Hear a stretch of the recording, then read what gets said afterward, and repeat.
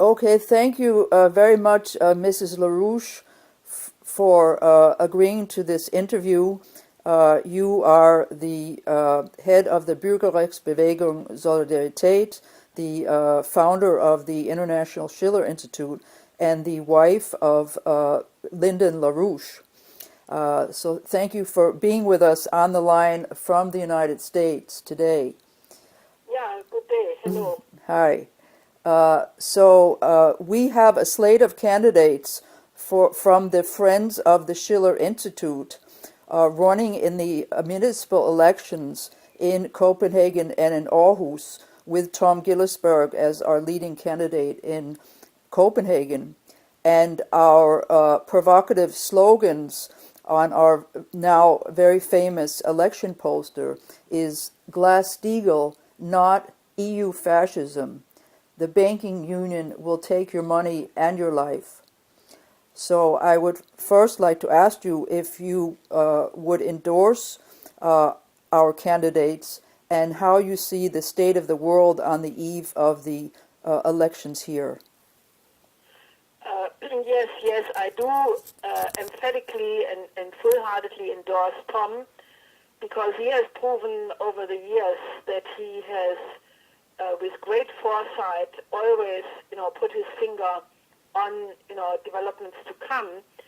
And while the posters may have shocked and surprised people in the relevant election campaigns, only a short period afterwards, people would recognize that he was the outstanding politician to have warned against dangers and also always showing what would be an alternative policy to the present track and trend, and what would actually create a solution and a way out. So I full-heartedly endorse him. Now, I want to say that we are right now in such a precarious world strategic situation that we need a fundamental shift in the paradigm of practically everything, because we have a multitude of dangers. One, which most people are not aware of, but which is very much there, and that is the danger of the strategic situation deteriorating into a potential global thermonuclear war. I know that the mainstream media are not talking about that, but I can only say that the recent response of the Chinese PLA to the air sea battle policy of the United States, which they published in all Chinese publications last Monday. The People's Liberation Army. Yes. That basically China is prepared for a second strike reaction in case this air sea battle conception is taking down the defenses of China. Now, this is very scary because this is what even many institutes in the United States are now warning, that this air sea battle conception in the Pacific is a provocation against China and can lead to a very quick deterioration and even war.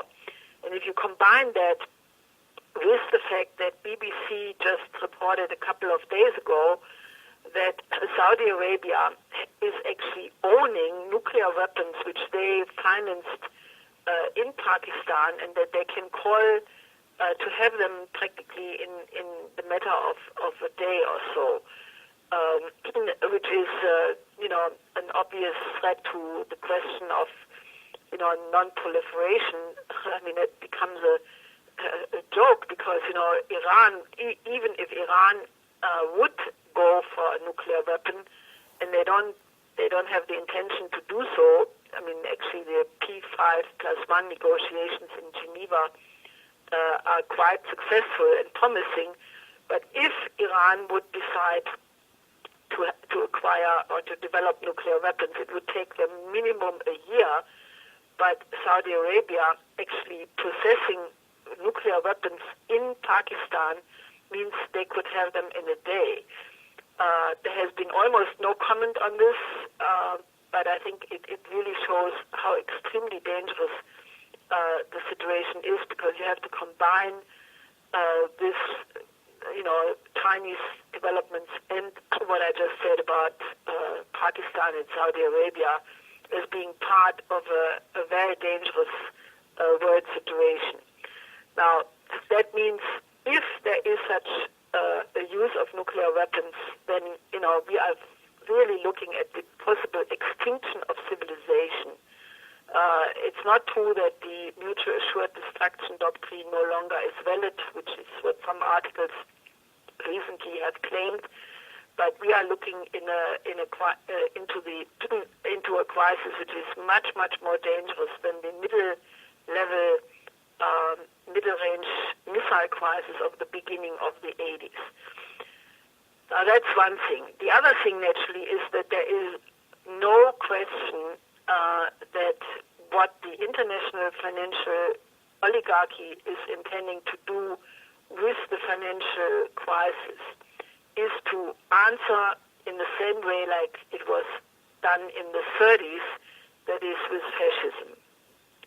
Now, if you look at the combined policies of the troika in Southern Europe, in Greece, in Cyprus, in Spain, in Portugal, and the kind of horrible austerity policy implemented in the United States right now with the complete cutting of the healthcare system, the so-called Obamacare, which most Europeans have not yet woken up to, but Obamacare means practically slashing healthcare to such an extent that it immediately will reduce the life expectancy of many people, because if you eliminate up to 80 or 90% of hospitals in rural areas, you cut the medical personnel, doctors, nurses, as it is happening right now, many people will not have access to health care, and informed officials in the United States are warning that if the present policies are being implemented, then in half a year from now, you simply will not have the infrastructure for any kind of health care worth giving it that name. Then if you take the fact that the fact is that 47 million Americans right now are dependent on food stamps.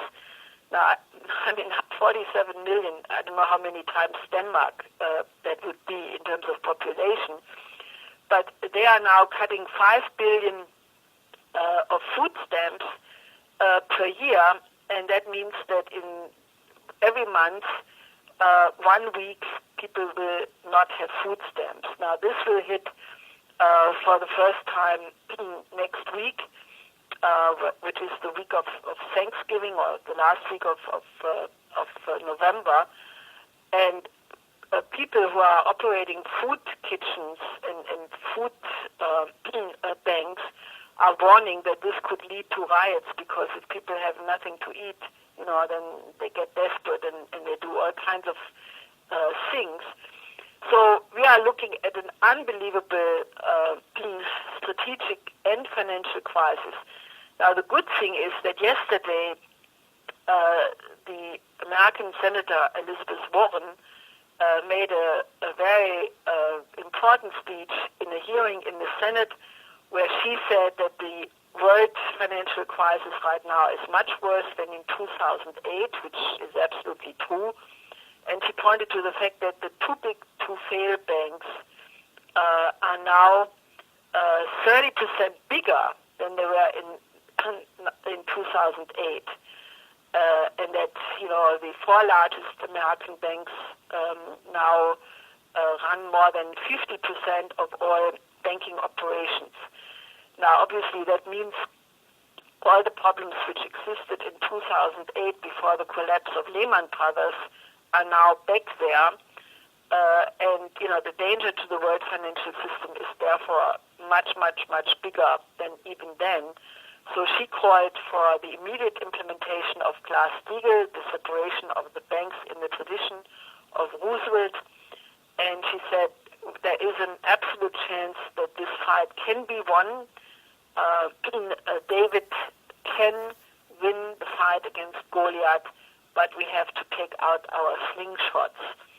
Now, this is very important because, it can be won. This fight can be won, and, people must really understand that there is an alternative in the same way, like, our movement has helped to create a big demand for Glass-Steagall in Italy.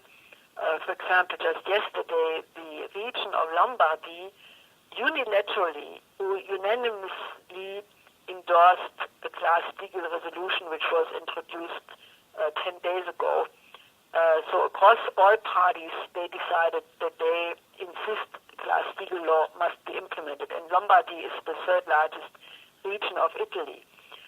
We have the German, French Mayor's Initiative, which is growing, and people from Italy are now joining it. So there is hope, but, I would be not honest if I wouldn't say that the situation is extremely dangerous, and therefore the candidacy of Tom in Denmark is really, really important. Can you say somewhat more about how you the Schiller Institute can say that the EU is implementing fascism, and what this has to do also with the question of the banking union? Well, I think that if you have a system whereby you redistribute wealth in large proportions from the general population to the speculators, which is what the bailout policies of the last 5.5 years or 6 years have been, because in reality, all the bailout packages were just a redistribution of private gambling debt into state debt. And then after the states were indebted, they turn around and say, now we have to have a debt break, and now we have to have austerity programs, and, therefore, basically the general population, the taxpayer, has to pay for worthless gambling debt. Now, obviously, the gambling debt is much, much bigger than they can even extract from the state budgets through bailout packages. And therefore, they are now doing three things. They want to continue the bailout programs. They want to continue to print money, which is, the quantitative easing in the United States, or the EZB, which has just reduced the interest rate from the ridiculous 0.5 to 0.25,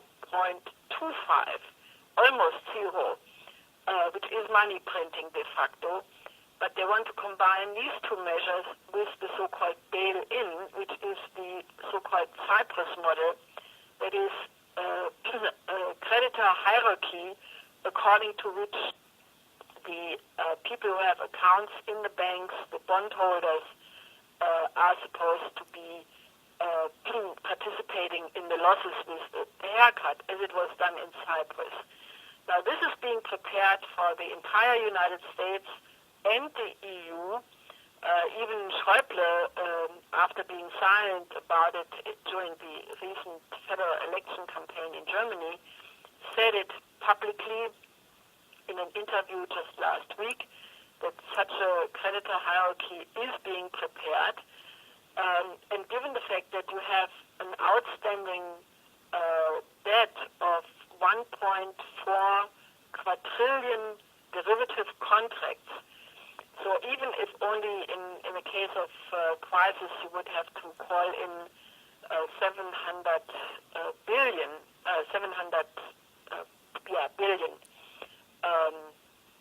then this is far beyond what you could accomplish, and therefore it would really lead to a total collapse of the real economy, the living standard, exactly as we have seen it in Cyprus after the haircut. Now, the combination of these measures would mean such a dramatic cut in the living standard, in the life expectancy, as we have seen it in Greece, in Cyprus, where the life expectancy is dramatically reduced, that it's killing people. And these policies kill people, and that has to be understood, and that is why they have to be rejected, because there is now in the United States, for example, a very important initiative where a medical doctor, Dr. Shelley, has issued a statement where he refers to the arguments of Dr. Leo Alexander, who was the chief medical advisor to the Nuremberg Tribunal, where Dr. Alexander, at that time said that it was the shift in the perception of the value of human life, that you have all of a sudden useless eaters, people whose life is not worthy to maintain, that it was that shift in the attitude which was what led to the euthanasia of the Nazis. And he says that with Obamacare and with these cuts, you have exactly the same kind of shift. So, policies which honor gambling debt and high-risk gambling, which is what the derivative and the whole creative financial instrument policy is all about, if you pay for that with the life of people, then that is fascism. And that is the policy of the European Union. That is what the troika has implemented in Southern Europe, and that is why the UN human rights responsible has basically charged the troika with human rights violations in Southern Europe. And that is a mild way of expressing it. Now, we are on the verge of a blowout of the financial system. It could happen any moment, and if there is not a Glass-Steagall, then these fascist measures would go into effect, and you would see a terrible catastrophe happening in Europe, because if you do to all of Europe what was done in Cyprus, well, I don't think it will go peaceful. I don't think it will be possible, because if you slash the real economy of countries like Italy, Germany, France, Denmark, and other countries, you cause mass revolt and mass death. You began your State of the World overview by speaking about the war danger. What is the connection between the war danger and the financial collapse, and also in light of what happened in Europe in the 1930s as opposed to United States in the 1930s under Roosevelt? Well, the connection is very simple. You have to understand the concept of empire. I mean, when the Soviet Union disintegrated between 89 and 91, there would have been the possibility of creating a real peace order, because the enemy, so-called communism, no longer existed.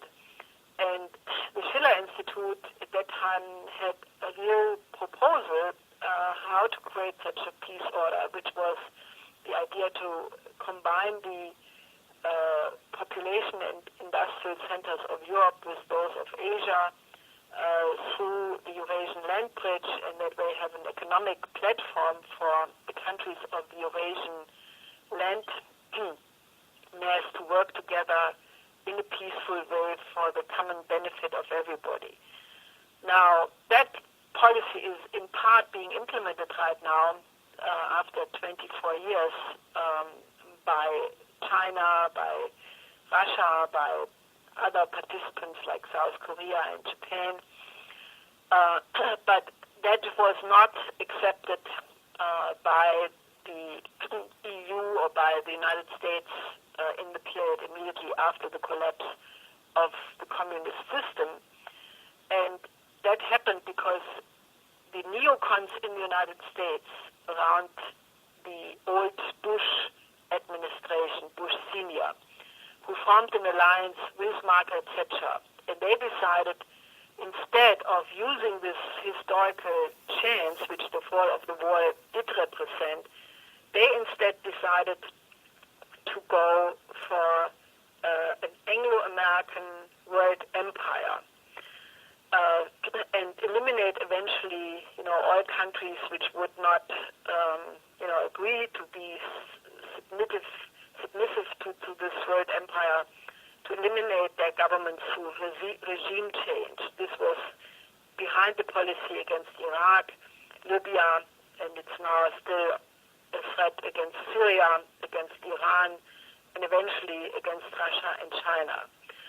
So at the same time, the so-called globalization started to go for an unlimited deregulation of the markets. Since the Soviet Union and the Comecon was no longer there was no reason to have any restriction, and they decided to go for globalization, total deregulation, which led to the present system of high-risk speculation. Now, if you understand that globalization is really another word for Anglo-American or Anglo-American Dutch empire, i.e. the connection or the conglomerate of all central banks, investment banks, hedge funds, insurance companies, private equity firms, and so forth and so on, that this system is identical with the idea of creating a world empire. Now, this financial system is now on the verge of collapse. I mean, that is not just our view, but, people like Bill Cross of PIMCO, for example. PIMCO is the largest management fund for certain assets. He said recently that he is concerned that, the world financial system could evaporate at one fine moment like a supernova when a star comes to its end. It's a process where an enormous energy is released for a short period of time, but then the star dies. And the present exuberant behavior of the stock markets could be really compared to such a last moment of a supernova. Now, obviously, there are forces in the financial oligarchy who basically will not see that their system is coming to an end, and they're rather going for a nuclear brinkmanship with Russia, with China, then allowing that their system is simply evaporating relatively peacefully as it occurred with the Soviet Union. So the war danger comes immediately from this idea of an empire, the idea that, there is a financial oligarchy which is determined to keep their system no matter what, even at the risk of the possible extinction of civilization. Now, obviously, our solution against that is we have to absolutely have the end of this casino economy, go to Glass-Steagall, like what Roosevelt did in the 30s. And, today we have exactly the same choice like it existed in the 30s. In Europe, unfortunately, we decided to go the way of fascism, Brüning, austerity, then Schacht, then Hitler, Mussolini, Franco, Pétain in France. And out of that came World War II. Now, the danger is if we implement the same policies like Brüning, Schacht, Hitler, corporativism like Mussolini, then the danger is indeed World War III. And World War III would be probably the last World War because if you use thermonuclear weapons, there is nobody going to be left. Now, the alternative obviously was what Franklin D. Roosevelt did in the United States, where he basically drew the conclusions out of the character of the financial system by ending the casino economy through Glass-Steagall, by introducing a Pecora commission to investigate who was behaving in a criminal way in the banking crisis, and then basically creating a credit system, which at that time was the Reconstruction Finance Corporation, to issue credit for the real economy. And in that way, through the combination of the New Deal and later the Bretton Woods system, Roosevelt managed to not only pull out the U.S. economy out of the crisis, but with the Bretton Woods system also created the basis for stable conditions in the world financial system for at least 2 decades to come. Now, these things are proven and tested, and therefore the movement for Glass-Steagall in the United States represents a true chance also for Europe to go that way and not fall into the danger of a fascism. Can you explain more about the movement for Glass-Steagall in the United States and also in places like Switzerland, Belgium? Is it possible to actually get a Glass-Steagall bank separation and the other points of our 3-point program, or is it just a pie in the sky? Well, if it's a pie in the sky, then we have a pie in hell, because, there is unfortunately, there are only 2 possibilities right now. One is a plunge into the dark age with the danger of deterioration into a war, or we, in time, reorganize the system as Roosevelt did it. Now, many people in Europe don't really have a good understanding of what Roosevelt accomplished, but in the memory, in the common memory of the American population, this is different, because people have a family memory or memory of their culture, their education, that Roosevelt indeed ended the Great Depression of the 30s by implementing these measures. And given the fact that the United States right now is in an absolute terrible breakdown crisis, I mean, people were shocked a couple of weeks ago about the government shutdown, something which could happen again in a couple of weeks because the debt ceiling was only prolonged for a short period of time. So the idea or the possibility of a state insolvency of the United States really shook people up, not only inside the United States, but obviously internationally as well.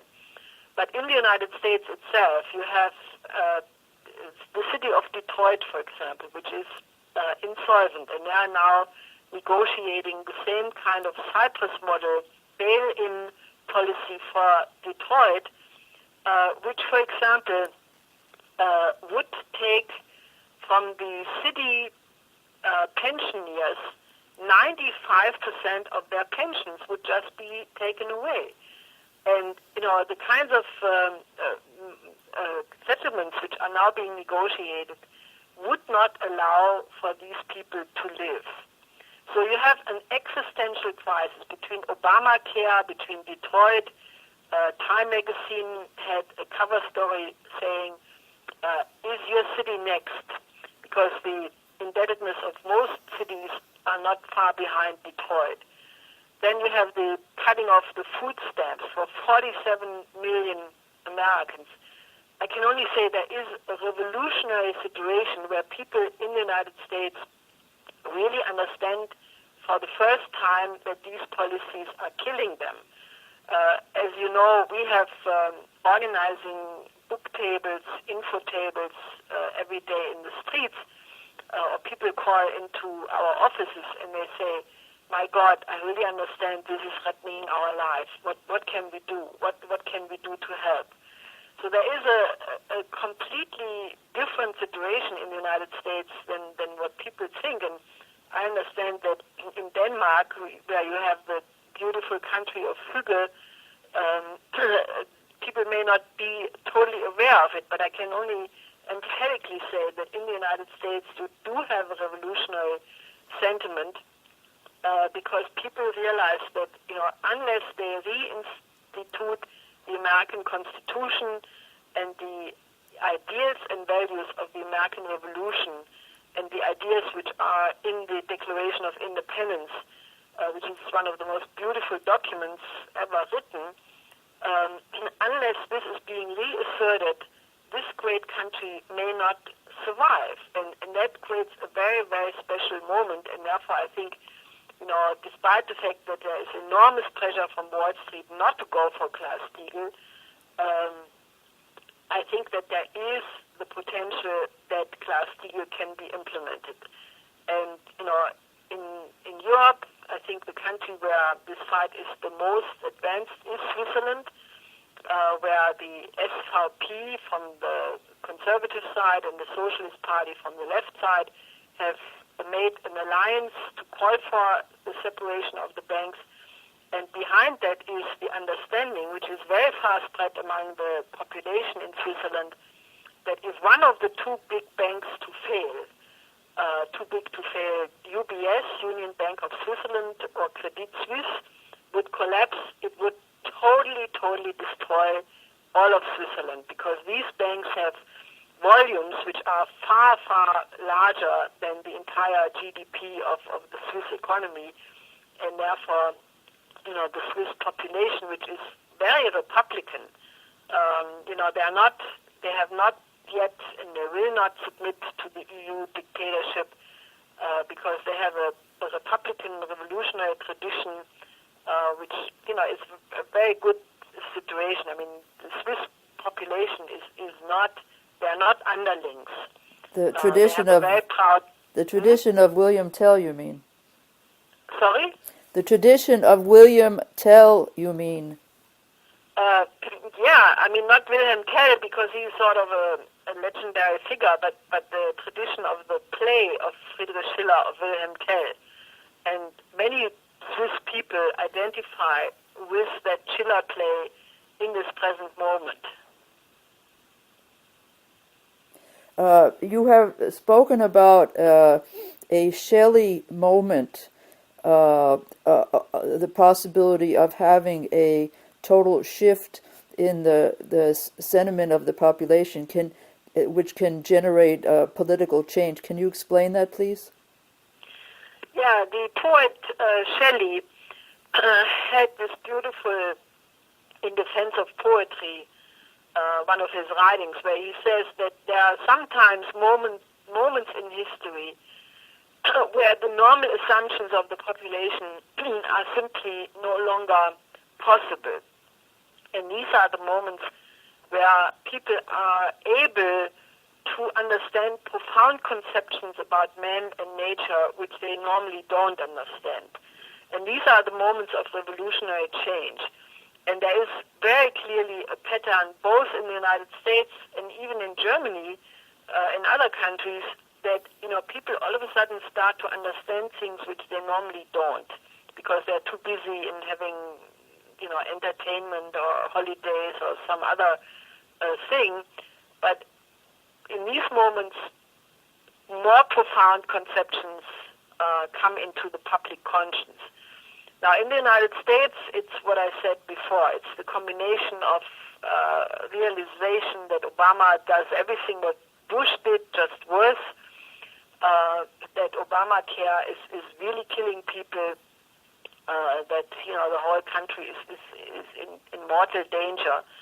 And in Germany, I think that the one thing which really did the most to cause such change is the NSA affair and the revelations of Edward Snowden. Because in Germany, this has brought forward all of a sudden a consciousness about the fact that in the entire post-war period, Germany had no sovereignty, and that what all of these foreign agencies like the NSA and the British GCHQ are doing in Germany, together with the BND, by the way, that all of this means that Germany has no sovereignty, and that the total surveillance of all citizens of every communication means that there are no more liberties, there are no more civil rights. And, there is right now a real understanding that cannot go on, that the combination of EU policies, now the EU is today having a huge attack on the German export policy, basically, trying to destroy the milk cow from whom they want to press more milk out. So there is right now an understanding that the present institutions are fundamentally against the interest of the normal citizen, and that the citizens have to start to defend their own rights, because otherwise they may not exist in a very short period of time. So I think it's a very pregnant moment, a moment in which one can cause changes, and where I think the ordinary citizen is called upon to stand up and fight. We're not just speaking about the ideas of Roosevelt. We're also speaking about the population being able at a time like this to understand some of the great ideas of your husband, Mr. Lyndon LaRouche, and his ideas of physical economy. In fact, one of the main reason why Tom has been able to predict the coming crash is because of his cooperation with Mr. LaRouche and his ideas in the United States. So could you explain what some of the most important ideas of the LaRouche's physical economy are, and how that and what image of man that is based on? Yeah, I mean, the most important is really that money has no significance. I know that's shocking to most people, but my husband has said repeatedly that money is an idiot because you can deploy it for whatever you want. It does not have an intrinsic value. Money is just a means, and that money as such does not have any value. You can see by the fact that in December 1923 in Germany, notes, Reichsmark, was the cheapest paper after the inflation had basically, collapsed the system, so that people would use Reichsmark notes as wallpaper because it was the cheapest paper. So now the only source of wealth in the concept of physical economy is the creativity of the population.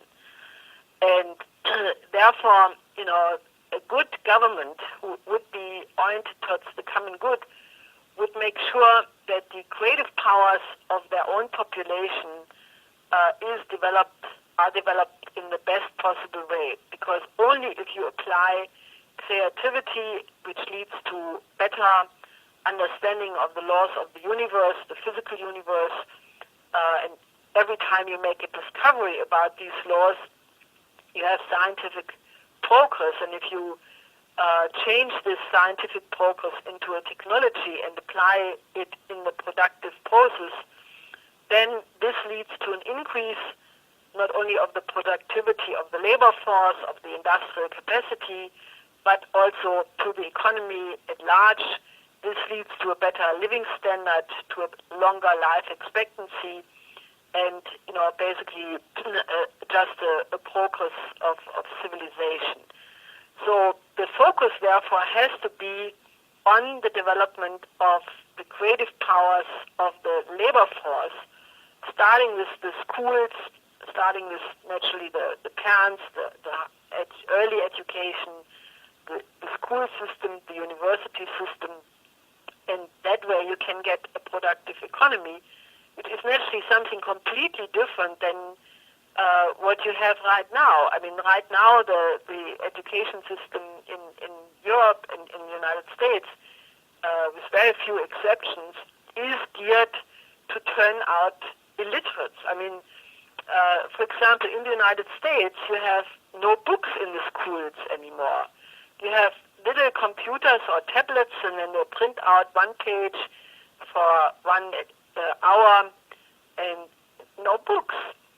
So obviously, the children who are being produced this way, in terms of students and so forth, they cannot build up a concentration span. They don't do experiments in chemistry or physics. It's just completely destruction of the cognitive powers. So physical economy, to the contrary, thinks about what are the necessary investments both in the own population and in the research and development to have a prolonged population, to have a prolonged possibility for the population to reproduce itself on an extended basis from generation to generation, and that simply requires a high emphasis on higher energy flux densities, because the energy flux density in the production process is what determines the productivity. It determines what is the definition of raw materials, what is the mode of production, and that has to be always going upward and has to, increase the command of man over nature. Now that goes totally against the green paradigm, but the green paradigm is going to lead to the complete destruction of civilization, as you can see in the case of Germany right now, where all the major energy-intensive industries are leaving. They're investing elsewhere, in Turkey, in the United States, in China, and obviously the green paradigm is what is really killing also Africa, or the whole Western EU, which is entirely green. So basically what we are fighting for with the concept of physical economy is to bring the modes of production into conformity with the laws of the physical universe, which is developing from lower to higher energy flux density forms. And, if we are successfully coming out of this crisis, we have to go back to a high emphasis on that, on science, on technology, and, future developments. And then as the last question, I would like to ask about that we don't only have an economic and a strategic crisis, but we also have a cultural crisis where much of the greatest classical culture is being ignored now. And just on Sunday, I believe, it was the birthday of Friedrich Schiller, which the Schiller Institute is named after. So I would like to ask you a combined question. What can Schiller teach us today? What inspiration can Schiller give us today? And also in terms of, we have here in Denmark a small country, we have a municipal election, we have single individuals who don't really think of themselves as being a real power of change in the world. So what do you say to these people, and what can Schiller teach us? Now, the cultural crisis you refer to, I think, is demonstrated nowhere in a more obvious way than if you look at the so-called youth culture. When Schiller was discussing the reason why the French Revolution did not lead to a positive outcome, he said that it was because people had crippled emotions, and that therefore the development of the Empfindungsvermögen, I don't want to translate it with empathy, but it's something similar, that was the most important question of his time. Because, only if people are emotionally capable to have a real comprehension of their environment, of their century, of their time, and have passion to change it, that they can act as responsible individuals in history. And that was clearly not the case in the French Revolution. So Schiller said the development of this Empfindungsvermögen, of this empathy, of this love for mankind is the most important. Now, if Schiller would be alive today and look how the children are looking, who in many cases are only the extensions of their PlayStation, totally autistic, playing their mindlessly violent video games, of having no cognitive powers because everything is being Googled. Google has become a verb. People think they have real knowledge if they push, the search button and get out some stupid answer from some, Wikipedia or some other source, which has nothing to do with conquering real knowledge. Anyway, so, I could go on, with examples of youth violence and the whole terrible condition in which the children are. Now, Schiller discusses a lot of these things from the standpoint of how do you get people to not be based on their so-called sensuous experience, but to liberate the mind to be able to understand the ideas which are behind the appearances, and how the classical education and the classical art is helping people to become innerly free, that the inner person is what is counting. You're not dependent on some outside influences, but that you have this strength and ability to find the source of your own creativity and apply it, throughout your life in always new situations. And this inner freedom is what Schiller was absolutely concerned with in his dramas, his poems, his theoretical writings. And therefore, I think the studying of Schiller is about the most important and most gratifying thing you can do, especially when you combine it, with the listening of classical music. But it has to be good performances, because nowadays what they call classical music is not always what we really mean by that. Now, I think Friedrich Schiller is right now one of the most important idea givers, because he has exactly that quality of setting the inner person free. And he's beautiful. His image of man is extremely positive and optimistic. He believes that every human being has the potential of becoming a genius, and his definition of a genius is the beautiful soul, that the person who does what is necessary with passion is free, and that is absolutely true. Now, the notion of the beautiful soul is a very almost sacred notion for me, and unfortunately now through the 30 years of work of the Schiller Institute, many people around the world appreciate this notion of the beautiful soul, which makes me very happy. Now, your question, what can a small country like Denmark do? Well, I think there are many examples in history where individuals totally alone changed history. Now, one of them in the recent public knowledge obviously is Edward Snowden, who has indeed caused quite a shake-up of the present world, which is still ongoing.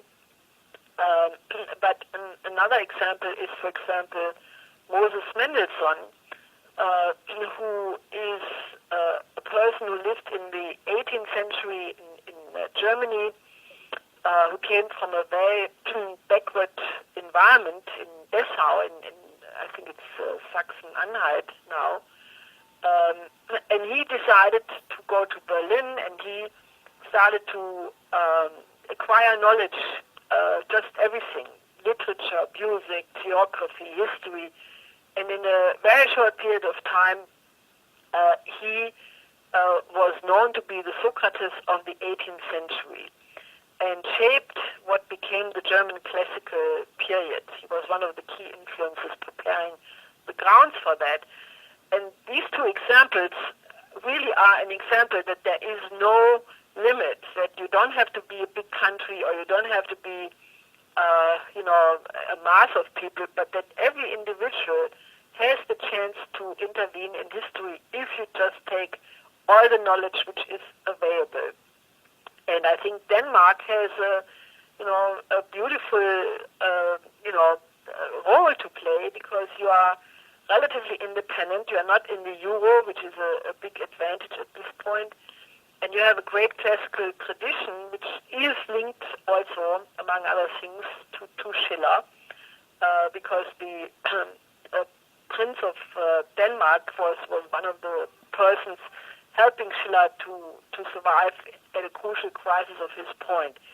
So I think that if the Danish population would would recognize that because you still have a relatively good living standard as compared to Southern Europe, for example, that you don't have to fall into the abyss before you can start to even go for better goals in the future. So I think Denmark has a very, very good position to play a leading role in Europe and to acquire knowledge and contribute to the that mankind comes out of this terrible crisis.